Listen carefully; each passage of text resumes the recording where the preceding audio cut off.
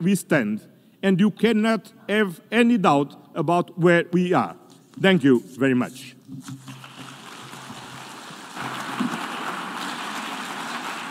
On behalf of the Assembly, I wish to thank the President of the European Council of the European Union.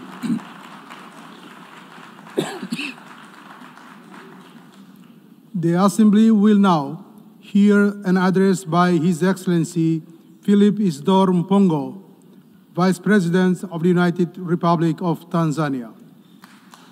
I request protocol to escort His Excellency and invite him to address the Assembly.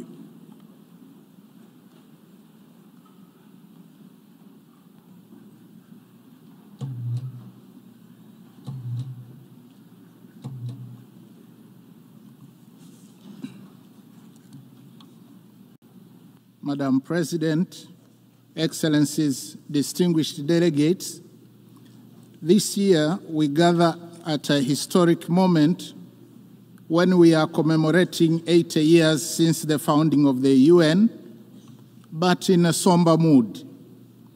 The theme of this general debate, that is better together, 80 years and more for peace, development and human rights, reminds us that determined cooperation remains our best vehicle for addressing urgent global challenges of this century and beyond.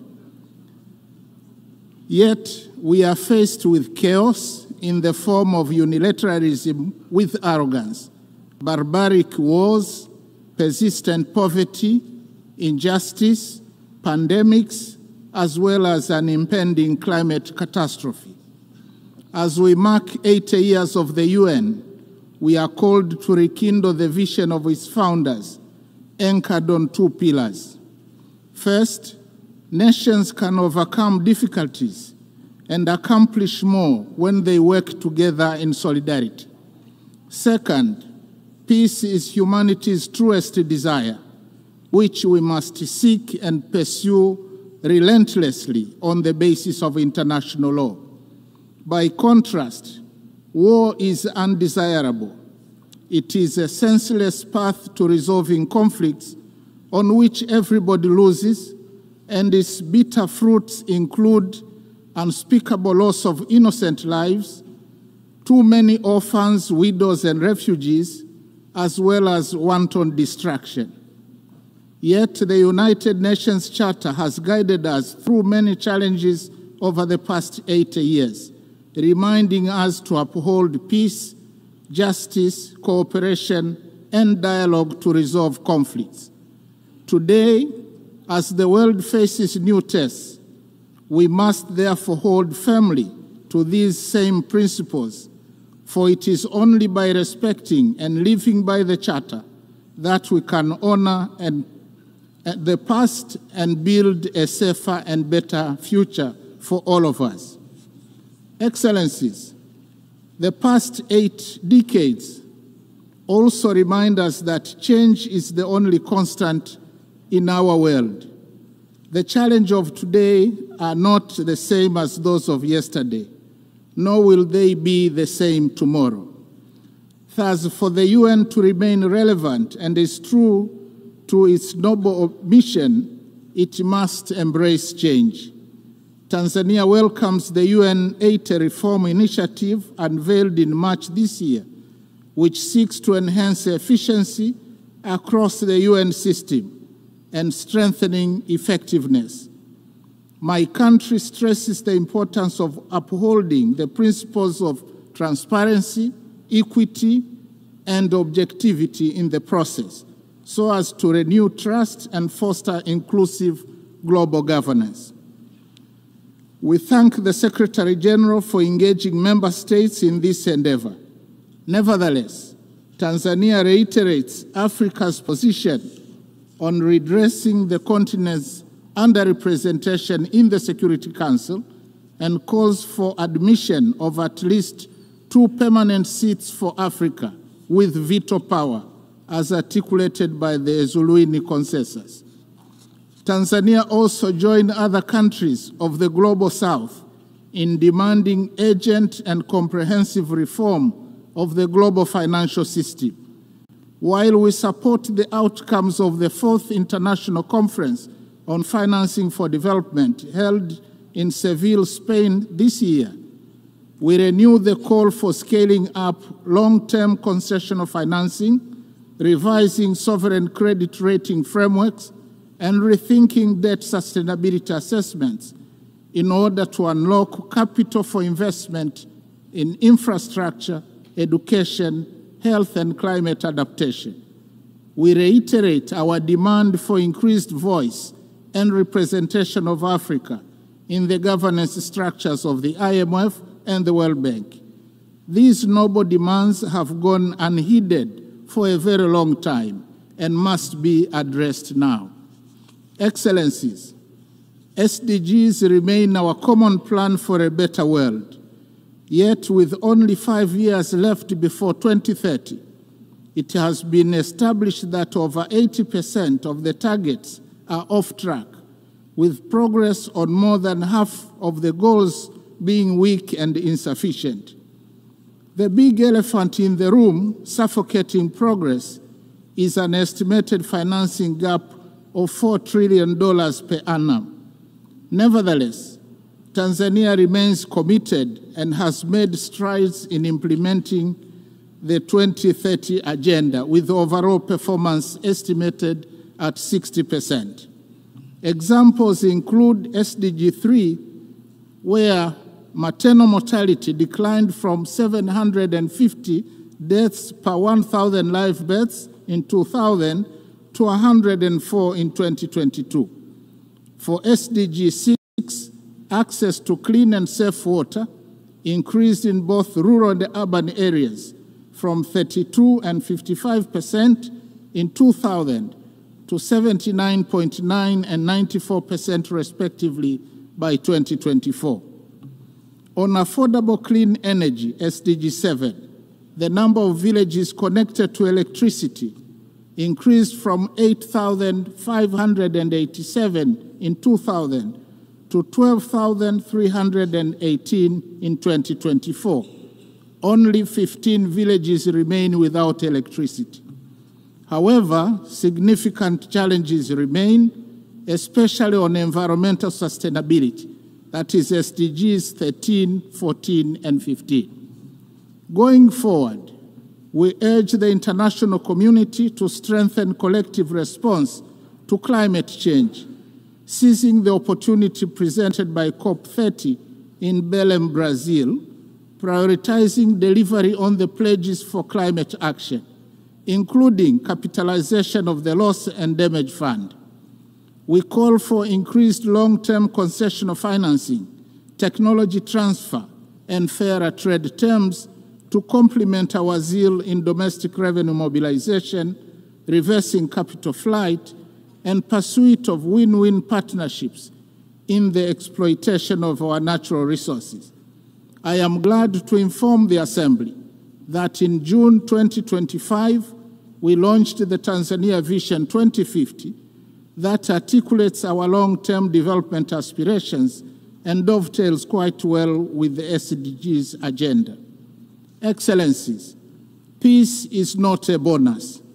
It is a prerequisite for socio-economic development. We must therefore seek and pursue peace tirelessly. We commend the efforts of the UN Secretary General, world leaders, and organizations that are active in conflict mediation and resolution in countries and regions such as Eastern DRC, Sudan, Russia, Ukraine, and the Middle East. As we commemorate the Beijing +30 and celebrate the progress made in promoting gender equality and the empowerment of women, we call for full involvement of women in the quest for peace. In this regard, I must say Her Excellency Dr. Samia Suluhu Hassan, the first woman president of Tanzania, has shown the way in articulating policies and actions that strengthen the role of women across all sectors of our society. Regionally and internationally, she has been a champion of peace, justice, security, and clean cooking. Tanzania, as a member of the African Union Peace and Security Council, and in our then role as chair of the SADC organ on politics, defense, and security cooperation over the past year, actively contributed to peace initiatives and supported measures to prevent and resolve conflicts. In this spirit, Tanzania announces its candidacy for a non-permanent seat on the UN Security Council for the term 2029-2030, reaffirming our commitment to global peace and security. Excellencies, Tanzania opposes the continued imposition and proliferation of unilateral coercive measures which undermine the principles of sovereign equality and peaceful coexistence enshrined in the UN Charter.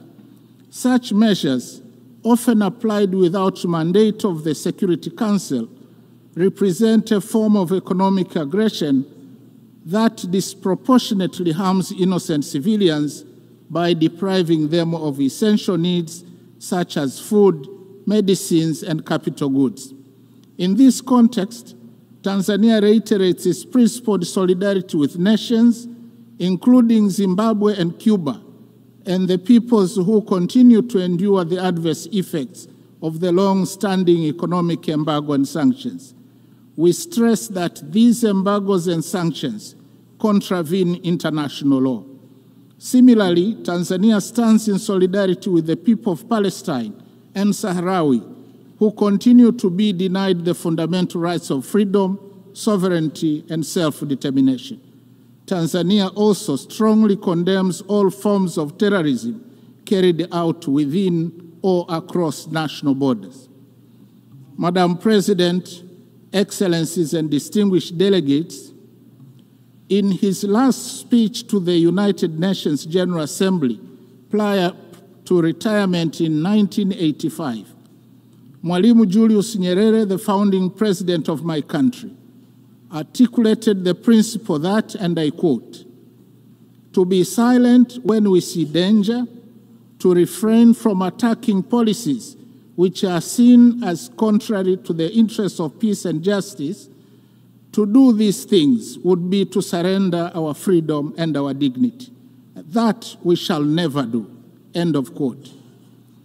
Following the same principle, Tanzania considers unilateralism and misuse of military might, as well as shameful incapacity of the international community and global powers to bring an end to bloodshed and horrific wars raging in many places around the world to be unacceptable.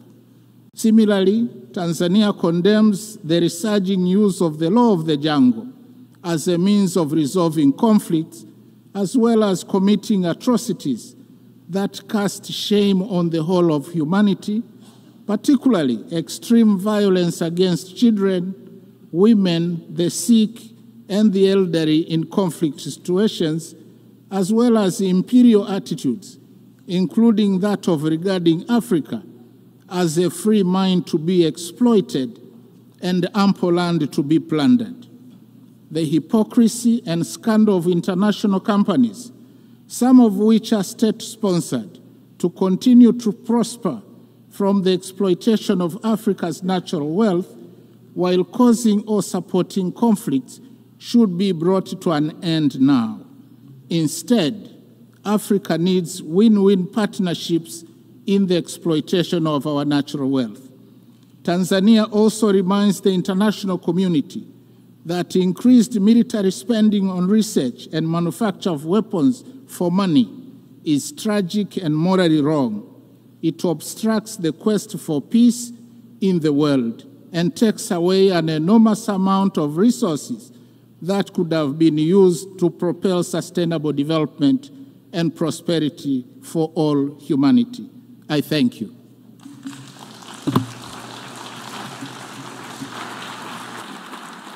On behalf of the Assembly, I wish to thank the Vice President of the United Republic of Tanzania.